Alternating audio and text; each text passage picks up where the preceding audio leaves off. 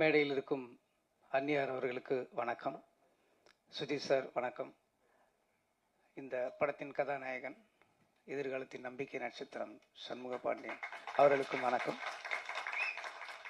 Sasi sir வணக்கம் sir. கஸ்தூரிராஜ் sir வணக்கம். அப்புறம் கழகத்தை தன் தோளில் சுமந்து கொண்டு வந்திருக்கும் பிரபாகரன் அவர்களுக்கும் வணக்கம். கேப்டனின் அன்பு தம்பிகள், சகோதரிகள், தமிழகம் என்றும் இருக்கும் அனைவருக்கும் எனது வணக்கத்தை தெரிவித்துக் கொள்கிறேன். கேப்டன் ரமணால மட்டும் எனக்கு அறிமுகம் நினைச்சிட்டு இருப்பீங்க, கிடையாது. ரமணாவுக்கு முன்னாடி எனக்கு அவர் பரிச்சயம். ரசிகனா தியேட்டர்ல இருந்தது வேற. அது உங்களை மாதிரி நானும் அவரை ரசிச்சிருக்கேன். கேப்டன் பிரபாகரன்லாம் 50-60 தடவை பார்த்துருப்பேன். டெய்லி நைட் ஷோ முடிஞ்சதுன்னா போய் உட்காந்துருவேன் அந்த தியேட்டர்ல, திருப்பி பார்த்துட்டு இருப்பேன். நான் மட்டும் கிடையாது, அது மொத்தம் ஆடிட்டோரியமே ரிப்பீட். எல்லா டயலாகும் வர்றதுக்கு முன்னாடியே கிளாப் பண்ணிக்கிட்டே இருப்பாங்க. அந்த மாதிரி பார்த்துட்டு இருந்தேன். இன்னும் சொல்லப்போனால் ஒரு இன்னைக்கு நான் என்ன சொல்லுவாங்க, நீங்கள் உங்கள் படத்தில் வில்லன்லாம் ஹேண்ட்ஸமாக இருக்காங்க, வில்லன்லாம் ஹீரோவோட அழகாக இருக்காங்களே எப்படின்னு சொல்லி. ஆனால் வில்லனு ஒரு ஹேண்ட்ஸமாக ஒத்துக்கிறதுக்கு ஒரு ஹீரோவுக்கு ஒரு பெரிய நம்பிக்கை வேணும். நீங்கள் அதை யோசிச்சு பார்த்தீங்கன்னா அதெல்லாம் அந்த ட்ரெண்டில் ஆரம்பித்தவர் கேப்டன் அவர்கள் தான். கேப்டன் அவரோட வில்லன்கள்லாம் பார்த்தீங்கன்னா பயங்கர அழகாக இருப்பாங்க. அதுக்கு முன்னாடிலாம் அப்படி இருக்கவே மாட்டாங்க. அந்த ட்ரெண்ட் ஆரம்பிச்சது கேப்டன் அவர்கள் தான். சத்யராஜ், சரத் சார் ஆகட்டும், இன்னும் நிறைய பேர் சொல்லிக்கிட்டே இருக்கலாம். அவரோட கம்பெனியில் அவர் அறிமுகம் செய்தவர். அவர் எவ்வளோ பெரிய இது. அதுக்கப்புறம் நான் கலைமணி சார்கிட்ட ஒர்க் பண்ணும்போது செட்டுக்கு போயிருக்கேன். கருப்பு நிலா செட்டு தான். அப்போ அவர் டைலாக் கலைமணி சார், நான் அசிஸ்டண்டாக இருக்கும்போது செட்டில் போவேன். ஸோ இப்போ மூலையில் இருக்கும்போது லைஃப்பில் ஃபஸ்ட் டைம் கேப்டன் நான் பார்க்குறேன். ஸோ அப்படியே பார்த்துட்டு இருக்கும்போது சும்மா சாதாரணமாக அப்படி இருந்துட்டு இருப்பார். ஸோ நின்றுட்டு இருக்கும்போது என் முன்னாடி ஒரு பிளேட் வந்துச்சு, சின்ன டம்ளரில் இருந்தது. என்னன்னு பார்த்தா ஸோ மோர் அப்படின்னு நினச்சி குடிச்சு பார்த்தா ஹார்லிக்ஸ். என்னோட அது நம்ம ஒரு அசிஸ்டண்ட்டுக்கு ஹார்லிக்ஸ் நம்ம கொடுப்பாங்க ஒரு கம்பெனிலன்னு அப்படி குடிச்சிட்டு, ஒருவேளை வேற யாருக்கும் வாங்கினது மிச்சமா, சரி ஓகேன்ட்டு இப்படி போய் தனியாக குடிச்சு அந்த பக்கம் பார்க்குறேன். ஒரு பெரிய ஸ்டவ்வில் ஒரு பெரிய பேரல்ல ஹார்லிக்ஸை உடச்சி உள்ள கொட்டிட்டு இருக்காங்க. நான்லாம் ஊரில் ஹார்லிக்ஸ்னா உடம்பு சரியில்லைன்னா வாங்கி கொடுப்பாங்க. அப்போதான் அதையும் அப்படியே இந்த பக்கம் திரும்புறதுக்குள்ள வீட்டில் இருக்கிறவங்க எல்லாரும் அப்படியே வாயில போட்டு காலி பண்ணாங்க. ஹார்லிக்ஸ் ஒரு சினிமா கம்பெனியில். அதுக்கு முன்னாடி நான் கலைமணி சார்கிட்ட ஒரு 10 செட்டுக்கு போயிருக்கேன். அந்த மாதிரி நான் பார்த்ததே கிடையாது. ஹார்லிக்ஸ் ஆகட்டும், இளநீ ஆகட்டும், இது எல்லாருமே சொல்லியிருப்பாங்க. நான் கண்ணால் பார்த்துருக்கேன். சபரிமலை மாலை போட்டவங்கெல்லாம் கருப்புநிலால கோவாவில் ஷூட்டிங் நடந்துட்டு இருந்தப்ப அப்போ அவங்க சாப்பிட்டுட்டு இருக்கிற இடத்துக்கு வராரு கேப்டன். அவங்க பார்க்குறாரு. பார்த்துட்டு இவங்களுக்கு என்ன எதுவும் வைக்கலன்னா, இல்லை கேப்டன் அவங்க நான்வெஜ் சாப்பிட மாட்டாங்க, மாலை போட்டிருக்காங்கல்லன்னு. அவங்களுக்குலாம் பக்கோடை போடி அப்படின்னு அப்போ சொல்கிறாரு. எனக்கு எப்படி ஒரு கேப்டன் ஒரு படத்தோட கதாநாயகன் தனக்கு என்ன வருது மட்டும்தான் பார்ப்பாங்க. ஃபுல்லாக எல்லாருமே சாப்பிடணுன்ட்டு அந்த வயிறு நிறையணும்னு நான் நிறைய விஷயம் கண்ணால் பார்த்துருக்கேன். அந்த ராஜபாதர் ஸ்ட்ரீட்டு கூட நம்ம பாண்டி பஜாரோட பேரல் ஸ்ட்ரீட் போகும்போது அந்த கம்பெனிக்கு நான் போயிருக்கேன். போயிட்டு இருக்கும்போது வெளியில் ஒரு 500 பேர் நிற்பாங்க. எப்பயுமே ஒரு 500 பேர் இருப்பாங்க. அப்போ கேப்டன் அவர்கள் அவர் கையால் அந்த பாக்கெட்டு சாப்பாடை கொடுப்பாரு. அதை நான் பார்த்துருக்கேன், எங்கனால பார்த்துருக்கேன். அந்த பக்கம் இருக்கிற மீடியேட்டர்ஸ் எல்லாருக்குமே அது ஒரு ஹப் மாதிரி இருக்கும். அந்த மாதிரி ஒருத்தரை நான் பார்த்தது நிறைய விஷயம். அந்த கேப்டன் பிரபாகரன் அந்த ஹெலிகாப்டர் ஷாட் அப்போ நான் இருக்கேன். அந்த டைமில் நான் கீழே இருந்தேன். அப்போ அதே மாதிரி சொன்னாங்க, டூப் போட்டு பண்ணிக்கலாம் அப்படின்ற மாதிரி சொன்னாங்க. அன்னைக்கு இவங்க 2 பேருமே வந்திருந்தாங்க, அண்ணியும் வந்திருந்தாங்க. அன்னைக்கு செட்டுக்கு ஒரு அம்பாசடர் காரில் வந்தாங்க, எனக்கு நல்லா ஞாபகம் இருக்குது. அன்னைக்கு அந்த பர்டிகுலர் ஷூட் அப்போ அவங்க இல்லைன்னு நினைக்கிறேன். அப்போ மட்டும் சொல்லிட்டாங்க, நீங்கள் அன்னிக்கிட்ட மட்டும் டூப் போட்டுதுன்னு சொல்லிடுங்க அப்படின்னு சொல்லிட்டு சொன்னேன். இல்லை கேப்டன் வேணாம், மாஸ்டர் ராக்கி ராஜேஷ்னு நினைக்கிறேன், அவர் சொன்னார், நான் டூப் போட்டு எடுத்துக்கலாம் அப்படின்னு. ஏன் டூப்புக்கும் ஒரு உயிர் தானே, அவனுக்கு மட்டும் 2 உயிராக இருக்குது அப்படின்னாரு.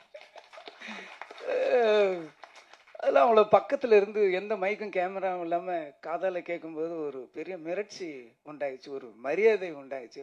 அதுக்கப்புறம் அந்த ஷாட் அவரே பண்ணார். ரொம்ப கஷ்டம், நீங்கள் நினைக்கிற மாதிரி கிடையாது. ஒரு ஹெலிகாப்டர்ன்றது இந்த பக்கம் வெயிட்டு போட்டால் இந்த பக்கம் அதுக்கு தகுந்த மாதிரி வெயிட் போடணும், இல்லைன்னா அன்பேலன்ஸ் ஆகி ஹெலிகாப்டர் அது மேலே இதாக ஆரம்பிச்சிடும். இப்போ இருக்கிறதுல ரொம்ப ஸ்ட்ராங்கு. அந்த மாதிரி இருக்கும்போது கேப்டனோட வெயிட்டை மெஷர் பண்ணி அதுக்கு தகுந்த மாதிரி இந்த பக்கம் ஒரு வெயிட் வச்சு அதை பேலன்ஸ் பண்ணி இங்கேருந்து போனால் நீங்கள் ஒரு 20 அடிக்கு மேலே தான் அவர் கேப்டன் தெரியும். அதுக்கப்புறம் போனால் ஒரு உருவம் தெரியும். இங்கேருந்து ஒரு ஜூம் எவ்வளோ ஃபாலோ பண்ண முடியுமோ அவ்வளோதான் தெரியும், அதுக்கு மேலே தெரியாது. ஸோ எவ்வளோ நடிகர்கள் நடிக்கும்போது ஒரிஜினல் பண்ணுவாங்க, பாடி டபுள் பண்ணுவாங்க, ஃபேஸ் ரீப்ளேஸ் பண்ணுவாங்க, சிஜி பண்ணுவாங்க, எவ்வளவோ பண்ணிட்டு நான் தான் பண்ணேன்னுவாங்க. ஆனா தான் பண்ணிட்டு வெளியில வந்து நான் பண்ணேன்னு சொல்லாதீங்க, டூ பண்ணேன்னு சொல்லுங்க அப்படின்னு சொன்ன ஒரு ஒரு பெரிய மனசு உள்ளவர் நான் அன்னைக்குதான் நான் நேர்ல பார்த்தேன். அதுக்கப்புறம் ரமணா உருவாகுச்சு. ரமணா உருவாகும் போதும் சரி, ஃபைட் சீன்லாம் பார்த்தீங்கன்னா ஃபைட்டர்ஸ் எல்லாரோட பேரும் தெரியும். எல்லாரும் சின்ன சின்ன ஃபைட்டர், அந்த கம்பி கட்டுறவங்க, ரோப்பு இருக்கிறவங்க எல்லார் பேரையும் எல்லாருக்குமே தெரிஞ்சிருக்கும். அப்போ அந்த கம்பி ரோப்புலாம் அப்படின்னும் போது நீ ஃபைட்டருக்கு வேணா வை, எனக்கு வைக்காது அப்படின்றவாரு. என்னன்னா இல்லை நான் இன்ன வரைக்கும் நான் ஒரிஜினலாக தான் பண்ணியிருக்கேன். நான் ரோப் வச்சு பண்ணேன்னா இதுக்கப்புறம் பண்ணது எல்லாமே நான் பண்ணது இல்லைங்கிற மாதிரி அர்த்தமாயிடும் அப்படின்னு சொல்லி எல்லாத்துக்கும் பார்ப்பாரு. ஃபைட்டர்ஸ் பண்ணும்போது உட்காந்துருப்பாரு. கேரவன்னு ஒன்று கிடையவே கிடையாது.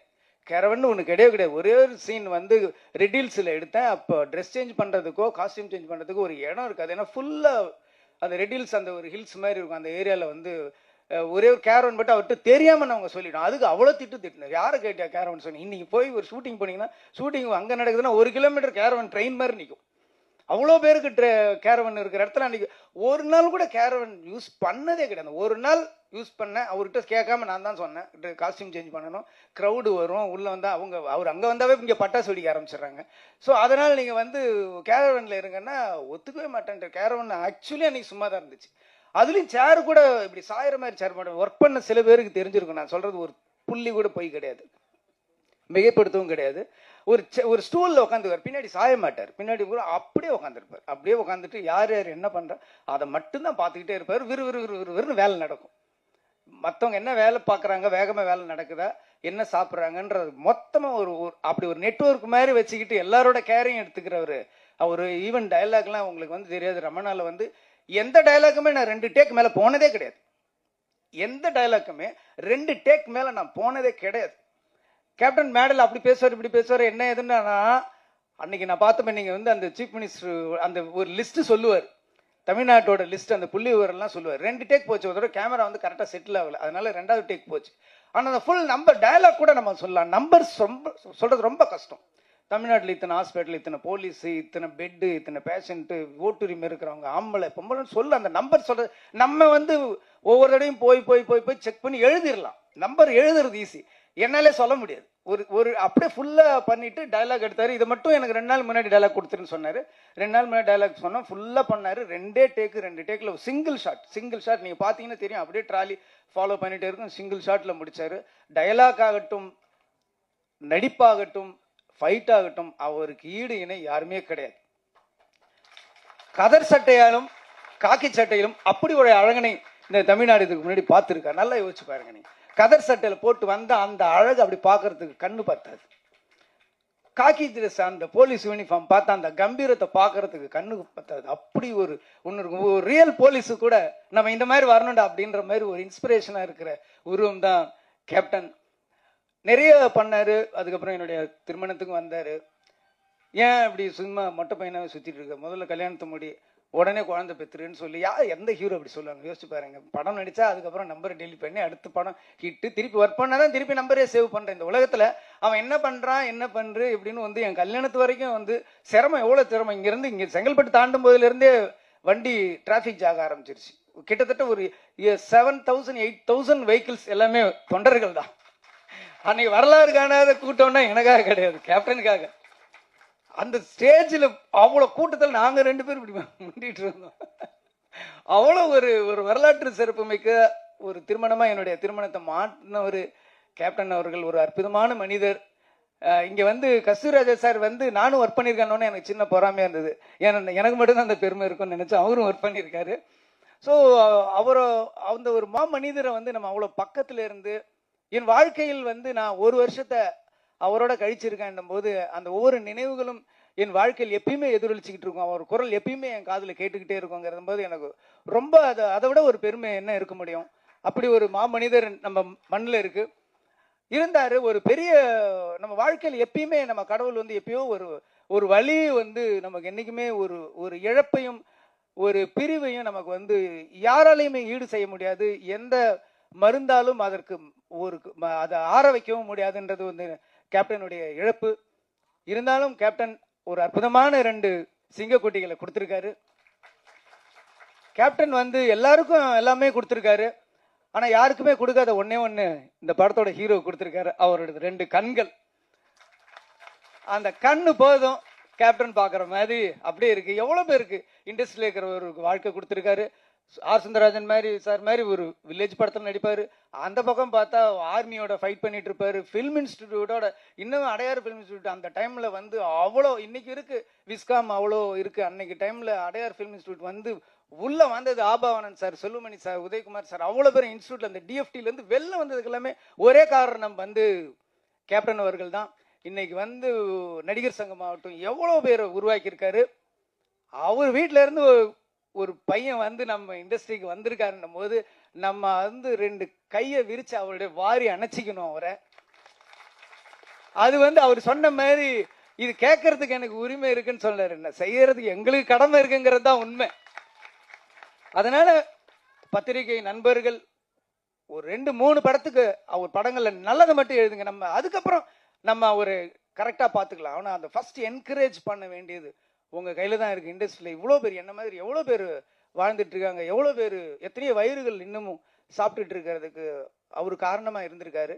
அதனால அவருக்கா இந்த படம் மிகப்பெரிய வெற்றியை நம்ம கொடுக்கணும். அது அடையும்.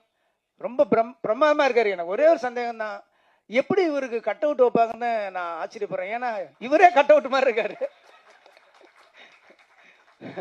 இவ்வளவு ஒரு கம்பீரமான ஒரு கதாநாயகன் தமிழ் சினிமா கிடைச்சிருக்காரு. ரொம்ப சந்தோஷமா இருக்கு. வளர்ந்து வாங்க, ரமணா 2 எடுப்போம். திருப்பியும் வந்து நம்ம கேப்டனை வந்து நம்ம காட்டுவோம். இந்த படம் ரொம்ப அற்புதமா இருக்கு. யானை வச்சு பண்ணியிருக்காரு. யானையும் ஒரு சிங்கம் நடிச்ச மாதிரி தான் இருந்துச்சு எனக்கு பார்க்கும்போது.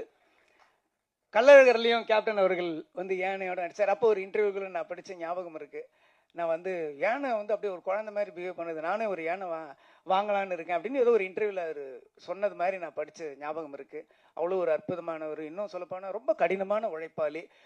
சேலத்துல இருந்து ஒரு இதுலையும் நான் பத்திரிகையில படிச்சதேன், சேலத்துல இருந்து ஊட்டிக்கு பைக்லேயே ஷூட்டிங்க்கு போனார் அப்படின்லாம் நான் படிச்சிருக்கேன். அவ்வளோ கடுமையான உழைப்பாளி.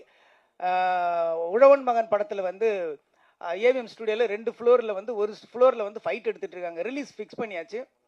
ஒரு ஃப்ளோர்ல வந்து ஃபைட் எடுத்துட்டு இருக்காங்க, இன்னொரு ஃப்ளோர்ல வந்து சாங் எடுத்துட்டு இருக்காங்க. ஸோ இங்க ஒரு யூனிட் இங்க ஒரு யூனிட் இருக்கு. இங்க ஃபைட் பண்றாரு, அங்க போய் சாங் நடிச்சிட்டு வர்றாரு. 2 பேர் மாத்தி ஒரு 4-5 டேஸ் கூட நடிச்சவங்க. ராதா இவங்க எல்லாமே மயங்கி விழுந்துட்டாங்களாம். அப்பவும் ஹார்ட் ஒர்க் பண்ண ஒரு அற்புதமான ஒரு ஸோ கேப்டன் வந்து எல்லாத்துலேயுமே ஒரு 100 மார்க் வாங்கினவர். உழைப்புலையும் சரி. நீங்க வந்து கேப்டன் வந்து வீட்டில் பார்த்துருப்பீங்க, நாங்க பக்கத்துல செட்லேயே பார்த்துருக்கோம். அவர் அளவுக்கு நீங்களும் கடினமா உழைக்கணும். அதே அளவுக்கு புகழ் கொடுக்கறதுக்கு தமிழ் மக்களும் ரெடியா இருக்காங்க. எல்லாரும் அவருக்கு வாழ்த்துக்களை சொல்லணும். நீங்களும் இந்த படம் மிகப்பெரிய வெற்றி அடையணும். இந்த படத்தோட இயக்குனர், ஒளிப்பதிவாளர் எல்லாருமே நல்லா பண்ணியிருக்கீங்க. எல்லாருக்கும் என்னுடைய வாழ்த்துக்கள். படம் மிகப்பெரிய வெற்றி அடையணும்னு சொல்லி நான் இறைவனையும் கேப்டன் அவர்களையும் வேண்டிக் கொள்கிறேன். நன்றி.